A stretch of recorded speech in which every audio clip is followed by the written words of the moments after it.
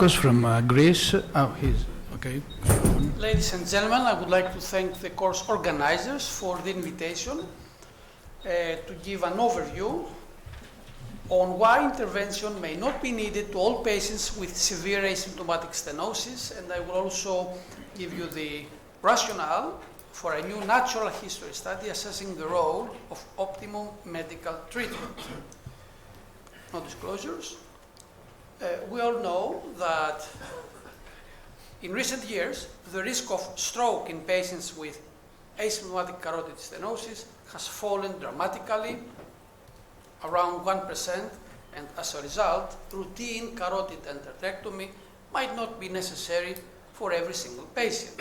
And this is most likely the result of primary prevention by using statins. The same way stroke during the 50s and 60s was dramatically reduced as a result of treating hypertension, the same way we prevent more strokes by using statins and modern, obviously, treatment for hypertension and diabetes, perhaps.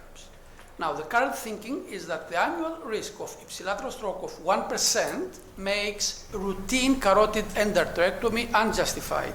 However, if we identify subgroups with a higher than usual risk of stroke, then we could perform carotid endarterectomy selective in those few patients, provided that they take, obviously, optimal medical intervention.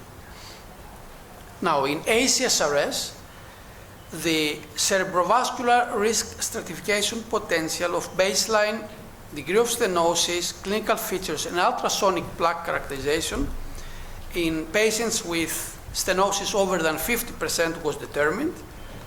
1,121 patients were followed up for a mean of 4 years. This was a European study mainly. These are the duplex criteria that were used. You all know them. And these are the prerequisites for ultrasonic image analysis. These are the equipment settings, image acquisition, etc. I won't get into more details. And there has been a debate for decades now if it's the plaque that's responsible for getting a stroke, if it's an unstable plaque, or is it the degree of stenosis, if it's, say, 80 or 90% that's responsible. We all know that it's both. It's an example of a carotid bifurcation plaque. In ACSRS, the conclusions were that independent predictors of stroke included not only the degree of stenosis, but also clinical history of contralateral TIAs or stroke, and also ultrasonic features like the presence of juxtaluminal black areas, JBA, discrete white areas, DWAs, and also GSM. So we proved that risk stratification was indeed possible. And this is a JBA, a juxtaluminal black area, and this, in some cases, is indeed a thrombus. Using study-specific software that is nowadays commercially available, you can determine the so-called discrete white areas that, using color coding, appear as red, but also juxtaluminal black areas, like this one and the other one, can be easily determined, but also quantified into square millimeters. Based on the results of the ACSRS in patients with severe, over 83% stenosis by NASET, the annual predicted stroke risk varied depending on the combination of the risk factors, history of contralateral symptoms, the presence or absence of DWA, and the size of the GBA. It varied the risk from 0.6% to 11%. You can easily figure out that most patients did belong into low-risk categories, and these patients obviously do not need surgery. But also, in patients with moderate stenosis, 50 to 82% by NASET, the risk varied from 0.4% to 8.4%. And again, the vast majority of patients did were classified as low risk, and obviously these patients do not need to have an operation.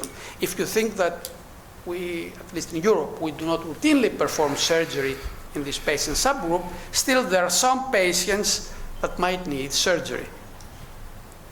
Based on risk stratification that was performed in patients with severe stenosis, the vast majority of patients had a very low annual stroke rate, and these patients obviously do not require surgery, while very few had a higher risk, and obviously this is where surgery, endarterectomy or stenting, is indicated.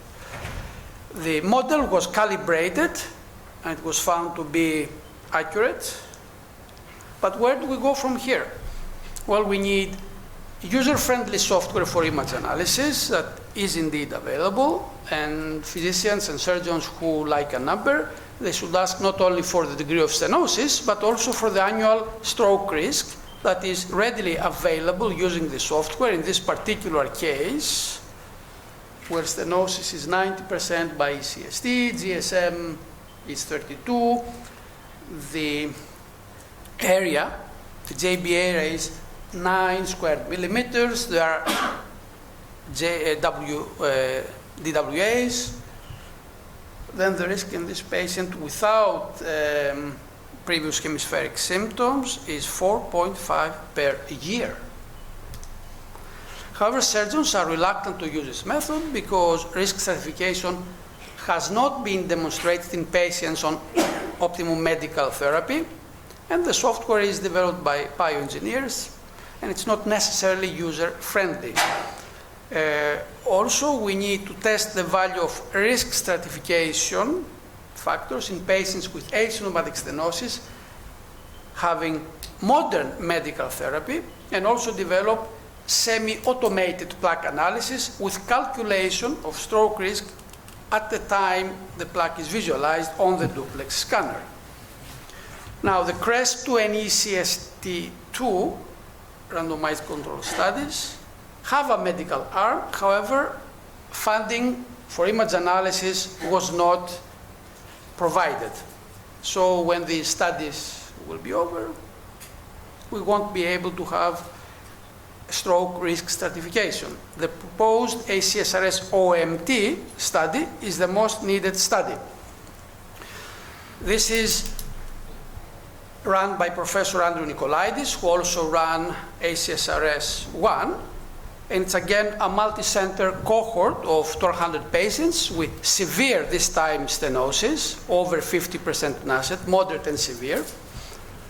And OMT, aggressive risk factor modification, according to current guidelines with treatment to target, will be required.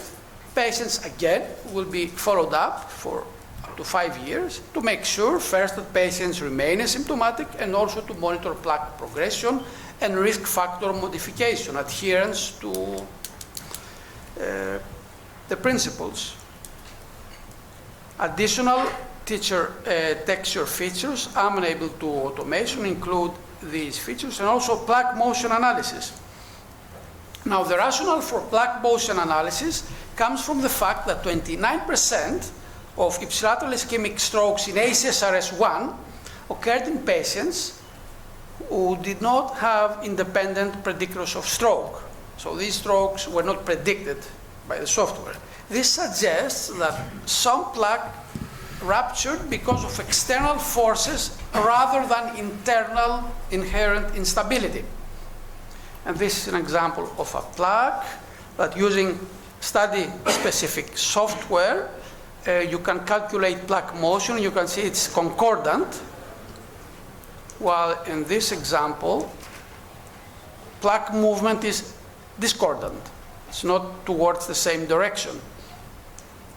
Another example of discordant plaque movement. And plaques can be classified as having low stress or high stress. And again, on visual classification, plaques can be classified as having discordant movement or concordant movement. And these are the centers that have expressed interest in joining the study that is currently awaiting funding. Thank you very much.